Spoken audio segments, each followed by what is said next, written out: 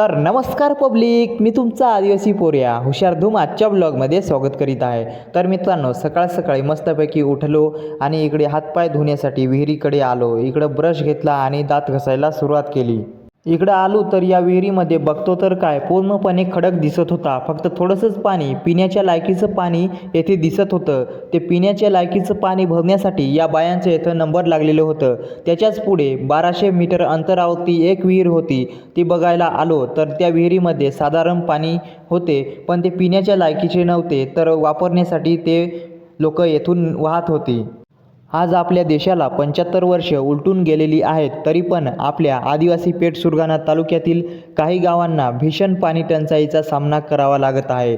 कारण याचे तुम्हीच आहात. तुम्ही दिलेले निवडून नेते हे स्वतःचा विकास करतात, गावाचा नाही. हे तुम्ही लक्षात ठेवले पाहिजे. आणि ह्या विहिरीमध्ये पाणी आहे की नाही तुम्हीच सांगा कमेंट करून.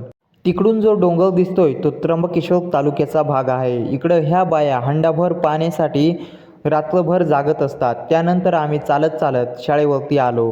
आल्यानंतर सर्वात आधी आमचं साहित्य त्या वर्गातील वरांड्यावरती नेऊन ठेवलं. त्यानंतर आम्ही इकडे कामाला सुरुवात केली आणि इकडची वायरिंग पाहू शकता कशी होती आधी. त्यानंतर आम्ही अशा प्रकारे पाईप फिटिंग करून घेतली. इकडे सरांनी मला छानसे काम दिले, ते म्हणजे फॅन असेंबल करायचा. सर्वात आधी बॉक्स खोलून घेतला, त्यामधून फॅन काढून त्याचे नटबोल्ट खोलून त्यांना पाती बसवली. त्यानंतर रॉड पण व्यवस्थितरित्या फिट करून घेतला. त्यानंतर मी कनेक्शन केले.